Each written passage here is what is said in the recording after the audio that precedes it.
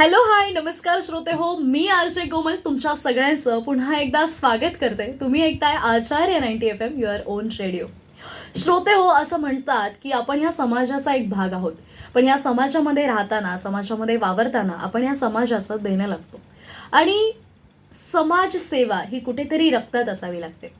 आणि अशीच समाजसेवा जी इनबिल्ड ज्यांच्याकडे आहे अशा एका व्यक्तिमत्वाची आज आपण इथे मुलाखत घेणार आहोत. तर आज आपल्या स्टुडिओमध्ये डॉक्टर सनी वालिका सर आलेले आहेत आणि एक सामाजिक क्षेत्रामध्ये त्यांचं जे काही कार्य आहे आणि कशा प्रकारे सामाजिक क्षेत्राची आणि त्यांची आवड जी आहे ती कशी निर्माण झाली आणि आजवर अनेक भरपूर कार्य जे सामाजिक क्षेत्रामध्ये करत आलेले आहेत, त्यांचा हा जो प्रवास आहे आजवरचा, तो आज आपण त्यांच्याकडून जाणून घेणार आहोत. तर सगळ्यात पहिल्यांदा डॉक्टर सनी सर, तुमचं खूप खूप स्वागत आहे आपल्या आचार्य 90 FM. थँक्यू मॅडम, आपण या ठिकाणी मला बोलवलात. खरंच खूप भाग्यवान समजतो की आज सामाजिक क्षेत्राच्या माध्यमातून तुमच्या रेडिओ स्टेशन पर्यंत पोहोचलो. नक्कीच, कारण बऱ्याचदा असं होतं की आपण आपल्या शिक्षण घेतो आणि शिक्षण घेतल्यानंतर आपल्याला हव्या असलेल्या किंवा शिक्षण झालेल्या क्षेत्रामध्ये पुढे कंटिन्यू करतो. अगदी बऱ्याच जणांचं आयुष्य असं असतं की छान रेग्युलर एक पर्टिक्युलर 8 ते 9 तासांचा जॉब करायचा, घरी जायचं, कुटुंब सांभाळायचं. पण जसं मी म्हणाले की आपण या समाजामध्ये राहत असतो, त्यामुळे या समाजाचं आपण कुठेतरी देणं लागतो. त्यामुळे ही भावना मनात ठेवून ज्यांनी इतके वर्ष हा सगळा जो विडा उचललाय समाजसेवेचा, आज त्यांच्याशी आपण गप्पा मारणार आहोत. सरांबद्दल सांगायचं झालं तर बेंगलोर इथून सरांचं BSc IT हे शिक्षण झालं. त्यानंतर त्यांनी सोशल वर्कमध्ये मास्टर्स केलेलं आहे, मास्टर इन सोशल वर्क झालेलं आहे त्यांचं. त्याचबरोबर राज्य महिला आयोग, बाल हक्क आयोग यांसारख्या अनेक ठिकाणी ॲज अ काउन्सिलर म्हणून सुद्धा त्यांनी काम केलेलं आहे. सरांची स्वतःची ट्रस्ट आहे, एक स्वतःचं ते NGO रन करतायत, सनी चॅरिटेबल ट्रस्ट म्हणून. आणि त्याचबरोबर DY पाटील जे नेरूळमध्ये आहे, DY पाटील हॉस्पिटल, तिथे सरांनी मेडिकल सोशल वर्कर म्हणून सुद्धा काम पाहिलेलं आहे. तर एकंदरीतच हा जो सोशल वर्करचा जो प्रवास आहे तो आज आपण त्यांच्याकडून जाणून घेणार आहोत. तर सर, मला सुरुवातीला असंच विचारायचं आहे की जसं तुम्ही आता आम्हाला कळलंय की तुम्ही BSc IT झालेलं आहे, तर BSc IT म्हटलं की कसं, चला आता काहीतरी इंजिनियर किंवा असं काहीतरी असणार किंवा असं काहीतरी करणार, तर हे न करता तुमचा कल समाजसेवेकडे कसा वळला? ऍक्च्युअली बघितलं गेलं तर 11वी 12वी सायन्स केलं, तर BCom ला जाऊ शकत नव्हतो. तर मला असं वाटलं की BSc IT करावं. इन्फॉर्मेशन टेक्नॉलॉजी मध्ये बरेचसे कॉर्पोरेट कंपनीज हल्ली आहेत, तर म्हटलं त्याच्यामध्ये करिअर करूया. पण मन फारसं रमलं नाही तिथं, कारण मन इनबिल्ड समाजसेवाच करायची होती. तर म्हटलं की आपण समाजसेवेमध्येच करिअर करूया. कुठंतरी सिंधुताई सकपाळ यांना माझा आदर्श मानतो मी. क्या बात आहे. आणि माईंसोबत बरेच वर्ष असोसिएटेड होतो, असं आहे. तर जसं म्हणतो ना की आपण आपल्यामध्ये काहीतरी युनिकनेस आहेत आणि होईल ते आपल्याकडून, कारण प्रत्येकाला वेळ देणं आजच्या जगात, वेळ हाच मोठा फॅक्टर आहे. बरोबर. आणि जो वेळ देतो माणूस, एकदा पैसा देतो पण वेळ देऊ शकत नाही. तर वेळ हा सगळ्यात इम्पॉर्टंट फॅक्टर आहे. तर मी विचार केला आपण लोकांना वेळ देऊ.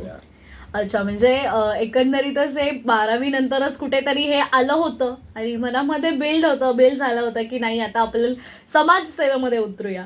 ऍक्च्युली असं बघितलं गेलं तर 8वी पासूनच सुरू झाला होता. म्हणजे असं काही इन्सिडेंट वगैरे झालाय की तेव्हापासून? असं काही नाही, पण मला असं वाटायचं की लोकांना गरज आहे आपली, आणि कुठंतरी जेव्हा लोकांचे अडचणी असतात तेव्हा ते कुठंतरी इमॅच्युअर असतात किंवा त्यांना कायद्याची माहिती नसते किंवा प्रोसिजर्स माहिती नसतं, फार छोट्या छोट्या गोष्टी. मग त्या कॉलेजच्या ऍडमिशनचं फॉर्म भरताना पण लोकांना माहिती नसतं की आपल्याला कुठं जायचंय, कुठं फीस भरायचंय. तर देवाच्या कृपेने, आई वडिलांच्या पुण्याने आपण चांगलं शिक्षण घेतलंय आणि आपलं शिक्षण हे कुठंतरी कामी आलं पाहिजे. हे तुमचं डिग्री फक्त तुमच्या पुरती कामी आली, that is of no use. Exactly. तर ते माझ्या मनात होतं, त्यामुळे माझे हायर शिक्षण पर्यंत मी शिकलो. नाहीतर बरेचसे समाजसेवक असं असतात की शिक्षण नजरअंदाज करतात, लाईटली घेतात. तर जसं बाबासाहेबांचं वाक्य, शिक्षण हे वाघिणीचं दूध आहे. बरोबर. तर ते वाघिणीचं दूध हे पिलंच पाहिजे, त्याशिवाय तुम्ही गुरगुरल्याशिवाय राहणार नाही, असं आहे. आणि कुठंतरी कायद्यात असाल तर फायद्यात असाल. बरोबर आहे. तर ह्या सगळ्या मंडळींचे जे विचार आहेत ते आजच्या जनरेशन मध्ये कुठंतरी आपल्याला पेरायचे आहे. बरोबर. कारण कुठंतरी जनरेशन वेस्टर्न कल्चरच्या लोकांना आयकॉन मांडतंय, जेव्हा भारतातच एवढे रत्न आहेत. तर त्याचा फक्त आपल्याला त्या मुलांमध्ये ती ज्योत पेटवायची आहे. बरोबर.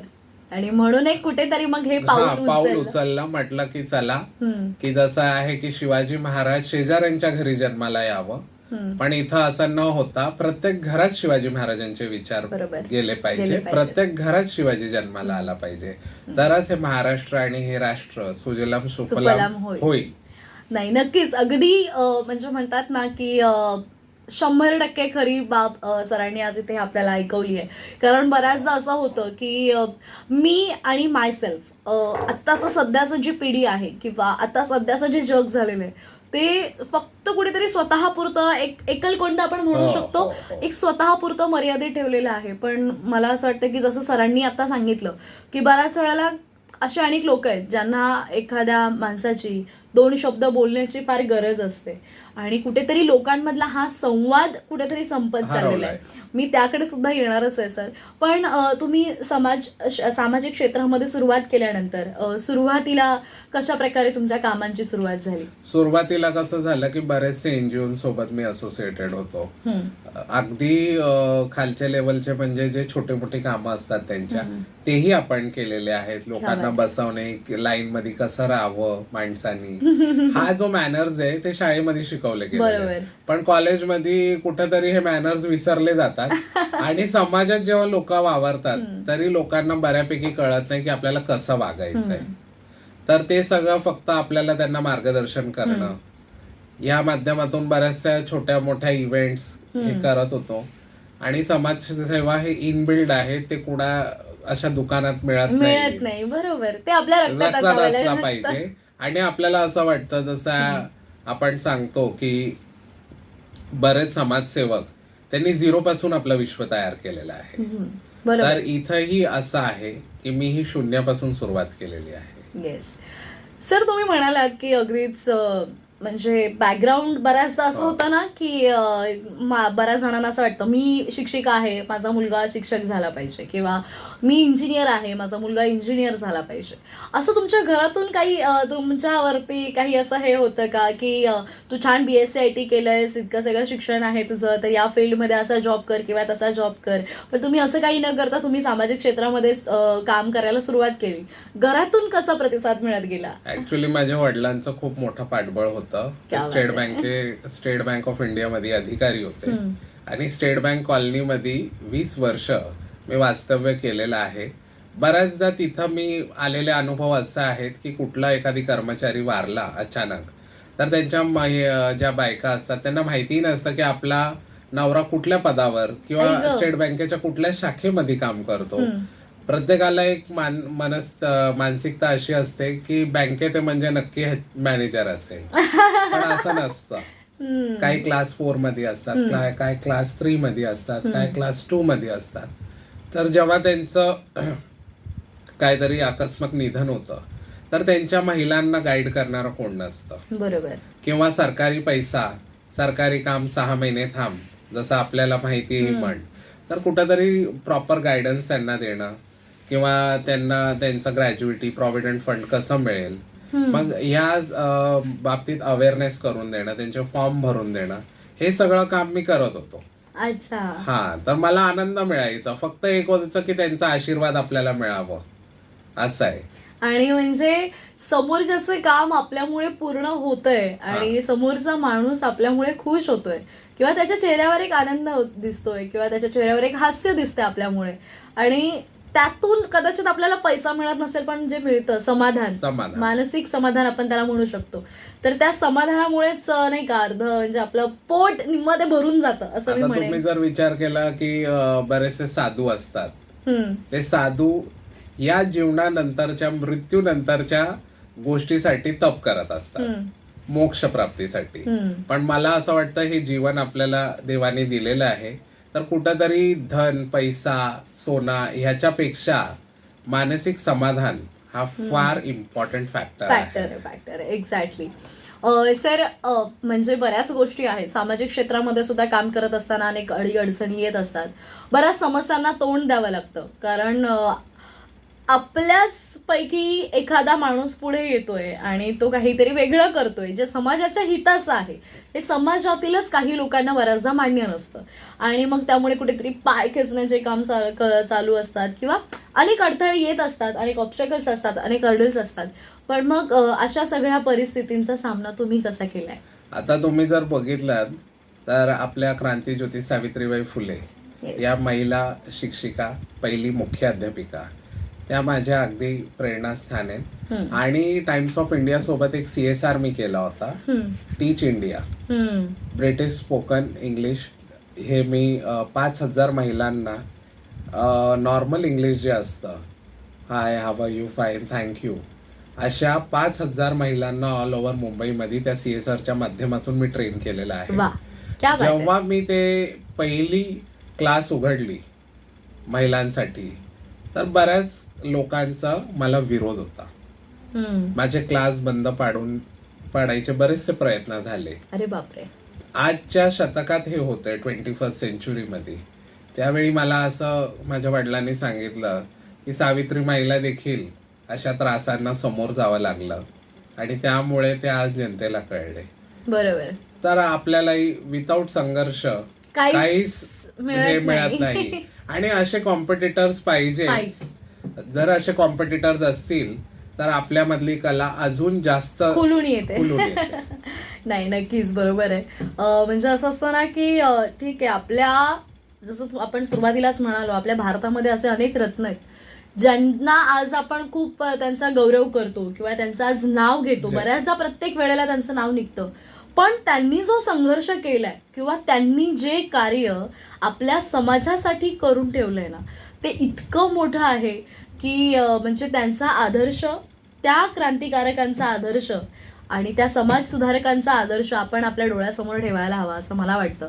पण सर, आज कुठेतरी एक खंत वाटते. म्हणजे आता आपण सामाजिक क्षेत्रात कार्य करतोय, बऱ्याचदा असं होतं की आजकालची जी तरुण पिढी आहे ती कुठेतरी सोशली कनेक्ट दिसत नाहीये. म्हणजे बऱ्याच वेळेला असं होतं की मुलाचं आणि आईचं नातं जे पहिलं होतं ते आता कुठेतरी तसं दिसत नाहीये. मुलं हल्ली फार म्हणजे आपण म्हणू शकतो की गॅजेट प्रिय झालेली आहे असं म्हणू शकतो. तर एक समाजसेवक म्हणून तुम्ही जसं म्हणालात मगाशी आपल्या बोलण्यात आलं की तुम्ही दररोज 100 व्यक्तींना तरी भेटता, 100 व्यक्तींशी तुम्ही संवाद साधता. सामाजिक क्षेत्रामध्ये कार्य करत असताना जसं आपल्याला समाजामध्ये एकमेकांशी बातचीत करून राहावं लागतं, संवाद साधावा लागतो, तो संवाद कुठेतरी आताच्या जनरेशनमध्ये संपत चाललाय का? आणि जर चाललाय तर त्यासाठी ह्या गोष्टी जर टाळाव्यात तर काय केलं पाहिजे? मला असं वाटतं सोशल मीडिया आलं, हा पण एक चांगला प्लॅटफॉर्म आहे.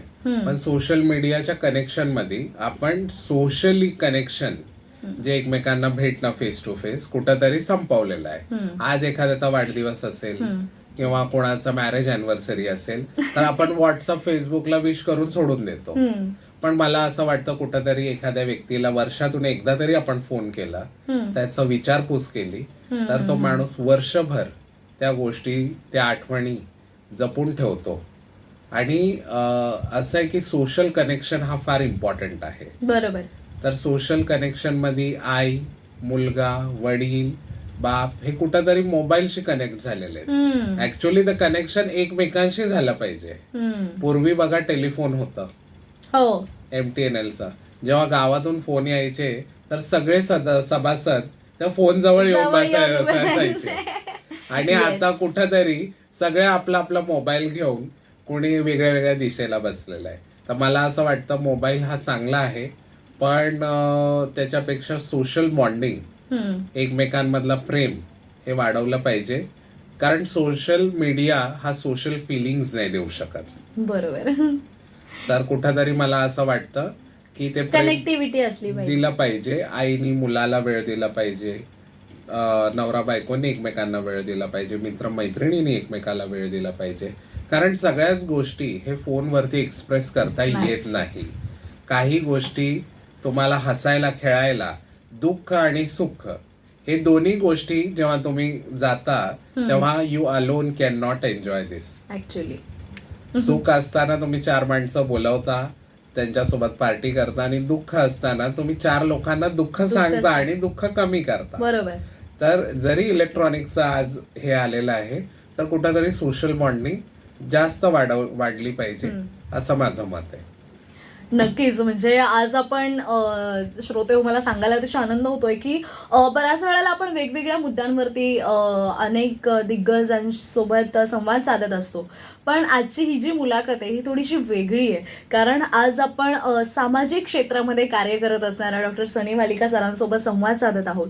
सामाजिक क्षेत्रामध्ये काम करत असताना त्यांना सुद्धा अनेक अडीअडचणींचा सामना करावा लागला, किंवा इतकं सगळं करून सुद्धा जेव्हा समाजाने त्यांच्याकडे एका कौतुक दृष्टीने पाहिलं आणि त्यांना वेगवेगळ्या मोठमोठ्या पुरस्कारांनी सन्मानित करण्यात आलं, त्याविषयी आपण जाणून घेणार आहोत. शिवाय त्यांची एक स्वतःची NGO आहे. म्हणजे जसं सरांनी सुरुवातीला सांगितलं की अगदी मी काही संस्थांपासून, काही NGO पासून स्वतः एकीकडे काम करायला सुरुवात केली, तिथून त्या स्वतःची NGO रन करतायत. तर हा जो प्रवास आहे तो आपण काही ब्रेक नंतर जाणून घेणार आहोत. तर या अशा सुंदरच्या मुलाखतीसाठी, ह्या सुसंवादासाठी तुम्ही असेच आमच्यासोबत कनेक्ट राहा. मी RJ कोमल डॉक्टर सनी वालिका यांच्यासोबत इथेच एक छोटासा गाण्यांचा ब्रेक घेते. तुम्ही कुठेही जाऊ नका, ऐकत रहा Acharya 90 FM your own radio. Hello, hi, नमस्कार श्रोते हो. पुन्हा एकदा छोट्याशा विश्रांतीनंतर मी RJ कोमल तुमच्या सगळ्यांचं स्वागत करते. तुम्ही ऐकताय आचार्य 90 FM युअर ओन रेडिओ. आणि ब्रेकपूर्वी सांगितल्याप्रमाणे आज आपल्यासोबत आपल्या या विशेष मुलाखतीमध्ये आपल्यासोबत जोडले गेलेले आहेत सामाजिक क्षेत्रामध्ये आपल्या कार्याचा ठसा उमटवणारे आणि सामाजिक क्षेत्रामध्ये आपली एक वेगळी ओळख निर्माण करणारे डॉक्टर सनी वालिका सर.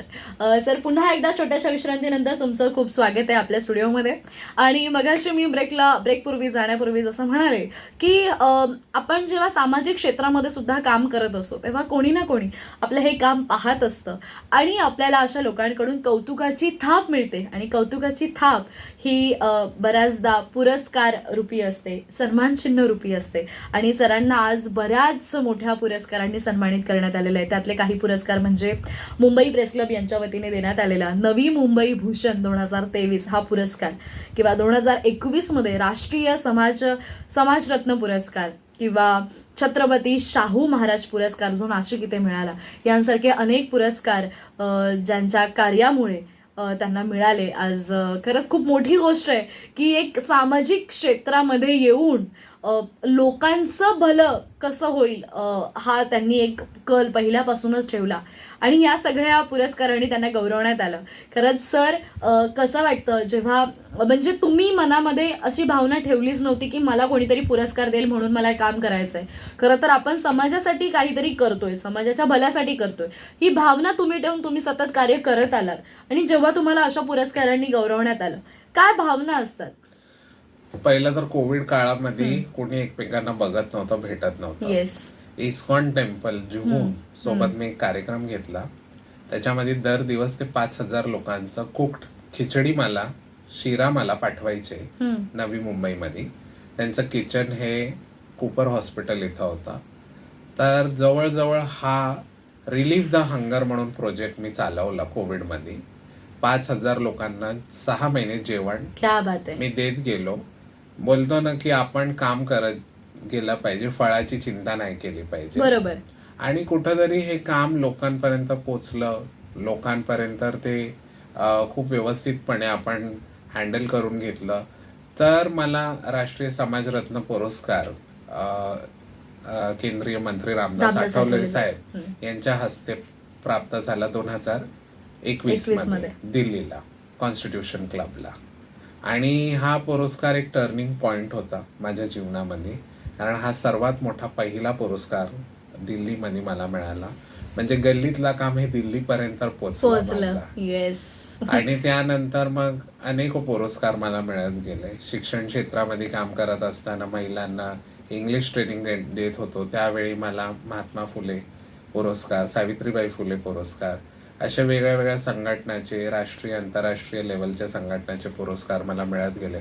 पुरस्कारनी आम्ही माजलो नाही, उलट पुरस्कार ही एक पावती असते आपल्या कामाची. आणि कधी कधी काय होतं की तुम्हाला जेव्हा जास्त रेकग्नेशन मिळतं, माणूस फार गर्विष्ठ होतो. पण ते गर्वाचं घर नेहमीच खाली होतं. असतं. त्यामुळे ते गर्व न घेता कुठंतरी हे कौतुकाची थाप स्वीकारावी आणि आपले पाय जमिनीवरच ठेवले. येस, असं आहे. जेवढा तुम्ही जमिनीवर असाल, लोकांशी कनेक्शन मध्ये असाल, तेवढं आनंद लोकसेवेमध्ये मिळतं. खरं म्हणजे मेंटल पीस साठी लोक मेडिटेशनला जातात. बरोबर. पण ते मेडिटेशनला जाण्यापेक्षा ते mental peace is equal to inner peace. जेव्हा तुम्ही एखाद्याचं कल्याण करता किंवा त्याला योग्य मार्गदर्शन करता, ह्याच्यापेक्षा मानसिक सुख तुम्हाला कुठल्याही कुठेच केंद्रात मिळत नाही. बरोबर. नाही, खरंच आहे. म्हणजे कोणत्याही फळाची अपेक्षा न ठेवता जेव्हा आपण प्रामाणिकपणे एखादं काम करतो, सातत्याने एखादं काम करतो, तेव्हा यश निश्चित असतं आणि त्यातून मिळणारं जे फळ असतं त्या फळाची गोडी अधिक असते असं मी म्हणेन. खरंच खूप छान वाटलं. आज बऱ्याच गोष्टी शिकायला मिळतात सर तुमच्याकडून. जसं तुम्ही म्हणालात आताच या प्रश्नामध्ये उत्तर देताना की गल्लीचा जो तुमचा प्रवास होता तो दिल्लीपर्यंत पोहोचला आणि मला असं वाटतं तुम्ही ह्या लहान जागेपासून सुरुवात केलेला हा प्रवास तो आजवर तुम्ही स्वतःची एक हे करताय, चॅरिटेबल संस्था आहे तुमची, सनी चॅरिटेबल ट्रस्ट, एक NGO तुम्ही रन करताय. म्हणजे अगदी वयाच्या कमी वर्षापासून तुम्ही या कार्याला सुरुवात केली, दुसऱ्याच ट्रस्ट सोबत तुम्ही जोडले गेलात, काम करत आलात आणि कधी काम करताना कुठलीही तमा बाळगली नाही की हे काम मी का करू किंवा मी हे काम कसं करू, असं न बाळगता तुम्ही सगळी कामं करत आलात आणि आज स्वतःची सनी चॅरिटेबल ट्रस्ट रन करताय. तर मला त्याबद्दल जाणून घ्यायला आवडेल की कशी सनी चॅरिटेबल ट्रस्टची स्थापना झाली आणि कशा प्रकारे आपल्या या NGOच्या माध्यमातून काम चालतंय. आज जवळजवळ 2014ला सनी चॅरिटेबल ट्रस्ट रजिस्टर झाला. एक विशेष ट्रस्ट आहे भारतामध्ये ज्याच्यामध्ये फक्त 2 डायरेक्टर आहेत. अरे वा. असं आहे. ऍटलिस्ट 3 डायरेक्टर वरती चॅरिटेबल ट्रस्ट तयार होते, पण ह्याच्यामध्ये फक्त 2 डायरेक्टर आहेत आणि ह्याच्यामध्ये काही विशेष अधिकार गव्हर्नमेंटच्या माध्यमातून चॅरिटी कमिशनरच्या देखरेखीखाली आम्हाला त्यांनी दिले. सनी चॅरिटेबल ट्रस्टची स्थापना यासाठी केली कारण ही संस्था एकमेव अशी संस्था जी इतर संस्थाच्या कोलॅबरेशन मध्ये काम करते. अरे वा. असं आहे. आणि कुठंतरी हाताला हात द्या, एकमेकांना साथ द्या, असा माझा विश्वास आहे. तर सिद्धिविनायक संस्था असतील किंवा माही मखदूमशा बाबा ट्रस्ट असेल, एकमेव अशी संस्था आहे की सर्व धर्म समभाव आणि सर्वांना घेऊन चालणारी. याच्यामध्ये फक्त स्त्री पुरुष हेच जात आहे आणि मानवताच धर्म आपला धर्म आहे. क्या बात आहे. असं आहे. तर या संस्थेच्या माध्यमातून आपण बऱ्याचशा मुलांना scholarship, education loans state bank of इंडियाच्या कोलॅबरेशन मध्ये आपण त्यांना करून देतो. काही लोकांच्या फार पेपर्स मध्ये थोड्याशा त्रुटी असतात, त्या कशा व्यवस्थित मॅनेज करता येतील आणि जेणेकरून त्यांना शिक्षणामध्ये कुठं पैशाची कमतरता म्हणजे भासू नये यासाठी आपण प्रयत्न करत असतो. तसेच महिलांना आपण इंग्लिश ट्रेनिंग असेल किंवा इतर स्किल डेव्हलपमेंट, कारण आजचं जीवन हा स्किल वरती निर्भर आहे आणि एखाद्याचा जो स्किल असतो तो आपल्याला व्यवस्थित ओळखता आला पाहिजे. बरोबर. जर एखादी व्यक्ती खूप छान नृत्य करतोय किंवा एखाद्या व्यक्ती खूप चांगला गातोय तर आपण त्याला प्लॅटफॉर्म उपलब्ध करून देत असतो. असं आहे. कारण कसं आहे की प्रत्येकामध्ये काही ना काही कला असते आणि ते कला ओळखायला तुम्हाला एक चांगला गुरु लागतो. येस. असं आहे. आणि सोन्याची परेक जसं जवारीला जवाहराला असते तसंच आहे हे. कसं आहे की जोपर्यंत आपल्यामध्ये लपलेले गुण आपल्याला कळत नाही तोपर्यंत आपण त्या दिशेने त्या वाटेवर पुढे चालू शकत नाही. आणि कसं असतं की जसं हनुमानजींना पण सुग्रीव यांनी सांगितलं की तुमच्यामधली काही शक्ती आहे. बरोबर. तसंच सुग्रीव होण्याचं काम हे कुठंतरी माझ्या संस्थेच्या माध्यमातून मी करत असतो आणि एखाद्या व्यक्तीला पुशअप करणं मला आवडतं की बाबा त्याला आपण पुढे ढकलायचा, की बाबा त्यांनी त्याच्या जीवनामध्ये काय कसं असतं, जो तो आपल्या नशिबाने पुढे जात असतो. फक्त इट इज द टाइम की आपल्याला योग्य मार्गदर्शन त्यांना करता आलं पाहिजे. आणि प्रत्येकामध्ये स्पार्क असते.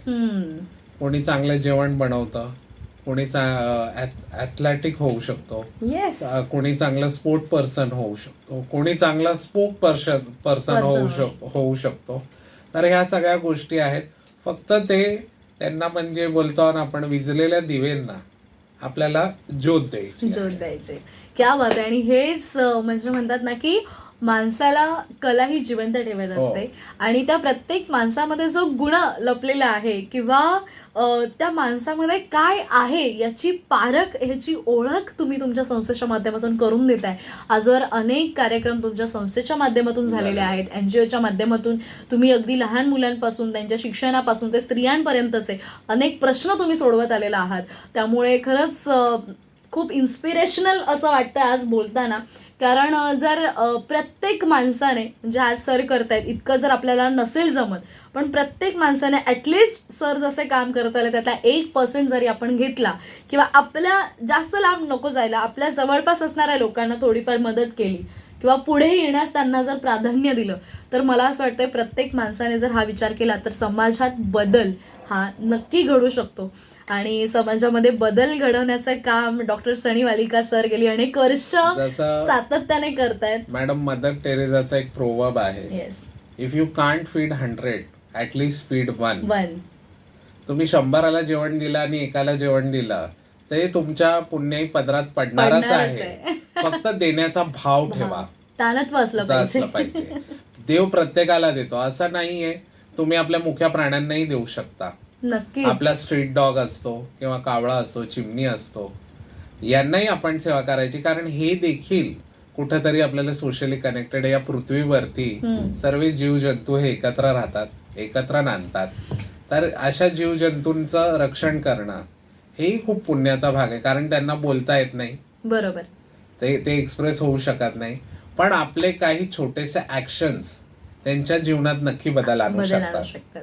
नाही, खरं या गोष्टी. आणि म्हणजे जसं मी बऱ्याचदा म्हणते सुद्धा आणि आजही मी बऱ्याचदा बोलले की या समाजामध्ये आपण राहत असतो, त्यामुळे समाजाचं आपण देणं लागतो आणि त्यामुळे आपण आपल्या परीने होणाऱ्या अगदी लहान सहान गोष्टी सुद्धा केल्या तरी समाजामध्ये बदल हा नक्कीच घडेल. पण प्रत्येकाने सुरुवात असते ती, तो करेल तेव्हा मी करेल असं करण्यापेक्षा स्वतःपासून सुरुवात करणं फार मला असं वाटतं महत्वाचं आहे. सर, मुलाखतीच्या शेवटच्या टप्प्याकडे आलोय आपण आणि मला तुम्हाला इतकंच विचारायचं आहे की आजवरचा हा प्रवास खरंच खूप खडतर ठरलेला आहे तुमच्यासाठी. भले आता तुम्हाला बऱ्याच जणांकडून खूप चांगले मेसेज येत असतील किंवा चांगले शुभाशीर्वाद मिळत असतील, तरी हा प्रवास नक्कीच सुखकर नव्हता. बऱ्याच कठीण प्रसंगातून, कठीण अनुभवांना सामोरं जात तुम्ही आज इथवर पोहोचलायत. पण येत्या काही वर्षांमध्ये तुमची काही अशी या सामाजिक क्षेत्राशी संबंधित असे काही विचार आहेत का किंवा स्वप्न आहेत का, किंवा तुम्हाला असा बदल समाजात घडवायचा अशा काही गोष्टी? खरं म्हणजे सोशल बॉन्डिंग कुठंतरी पुन्हा जिवंत झाला पाहिजे, याच्यावर माझा जास्त कल असेल. आणि हल्ली न्यूक्लिअर फॅमिलीज होतात आहे, तर न्यूक्लिअर फॅमिली किंवा ओल्ड एज होमची संख्या खूप मोठ्या प्रमाणात वाढत आहे. तर मला असं वाटतं कुठंतरी हे बंद झाले पाहिजे. माणसांमधली माणुसकी जागी झाली पाहिजे. आपण ठीक आहे, खूप गोष्टी टेक्नॉलॉजीच्या माध्यमातून खूप पुढे गेलेलो आहोत, पण आपले जे काही रिस्पॉन्सिबिलिटीज आहेत हे आपण दुसऱ्यावर ढकलून चालणार नाही. तुम्ही जर पैसा देत असाल तर तुम्ही वेळ देखील दिला पाहिजे. आणि वेळ हा सर्वात इम्पॉर्टंट फॅक्टर आहे. पैसा आज आहे, उद्या नाही. पण वेळ जर एकदा निघून गेली ती वेळ पुन्हा आणता येत नाही. तर time is very powerful. Time is very powerful and time heals all things. Actually तर मला असं वाटतं की त्या टाइमचं आपण रिस्पेक्ट केला पाहिजे. बरोबर, नक्कीच. तर म्हणजे आगामी काळासाठी जे काही तुमचे प्लॅन्स आहेत किंवा जे काही पाऊल तुम्ही उचलणार आहात त्यासाठी माझ्याकडून आणि आमच्या संपूर्ण आचार्य 90 FM कडून तुम्हाला खूप शुभेच्छा आहेत सर. मला असं वाटतंय कुठेतरी आत्ताच्या पिढीमध्ये ह्या सगळ्या गोष्टी बदल होणं किंवा या सगळ्या गोष्टी पोचणं खूप महत्वाचं होतं आणि आज त्या दृष्टीने आपण आज रेडिओमध्ये आलात आणि आमच्याशी छान दिलखुलास संवाद साधलात, सुसंवाद साधलात. त्यामुळे मी तुमची खरंच खूप आभारी आहे. खरोखर मला खूप आनंद वाटला की तुम्ही या ठिकाणी इन्व्हाइट केलात आणि आपल्या प्रेक्षकांना आज कुठंतरी मला असं वाटतं की माझ्या या इंटरव्ह्यूच्या माध्यमातून नक्की नक्कीच 100 मध्ये 10% तरी लोक जागृत झाले. नक्की. तर बदल हा पटकन येत नाही, हम्म. तो स्टेप वाईज येत असतो. तर कुठंतरी हे बदल आला तर खरोखर मी स्वतःला भाग्यवान समजेन. कारण मलाही बऱ्याच गुरूंनी हेच शिकवलं आणि मला असं वाटतं ज्ञान हे एक असं आहे गोष्ट, जितका तुम्ही वाटाल तितका ते वाढतं असं आहे. तर मला खरोखर आपण या ठिकाणी बोलवलं, आपल्या मनापासून आभार मानतो, धन्यवाद करतो आणि आपलं रेडिओ स्टेशन अशाच प्रगतीपथावरती असू दे अशी गणराया चरणी प्रार्थना करतो. नाही, खरंच खूप धन्यवाद सर. तर श्रोते हो, आपल्या आजच्या या विशेष मुलाखतीमध्ये डॉक्टर सनी वालिका सर आज आपल्यासोबत जोडले गेले होते. सामाजिक क्षेत्रामध्ये त्यांची असलेली आवड आणि सामाजिक क्षेत्रामध्ये आवड ओळखून सुरू केलेला प्रवास आणि समाजासाठी केलेली कामं या सगळ्यांचा आढावा आपण आजच्या या मुलाखतीमध्ये घेतला. बऱ्याच गोष्टी तुम्हाला मला शिकायला मिळाल्या आणि मला असं वाटतं बदल घडवायचा असेल तर सुरुवात स्वतःपासून करायला हवी. हे सरांकडून आज खूप मोठं मला शिकायला मिळालंय. आणि अर्थात आजची ही मुलाखत तुम्हाला कशी वाटली आहे या प्रतिक्रिया तुम्ही आम्हाला कळवू शकता. त्यासाठी आमचा संपर्क क्रमांक आहे 9167993399. आणि या सेगमेंटमध्ये डॉक्टर सनी वालिका सरांसोबत मी आरजे कोमल इथे तुमची रजा घेते. तुम्ही मात्र कुठेही जाऊ नका. ऐकत रहा Acharya 90 FM your own radio. Thank you. धन्यवाद.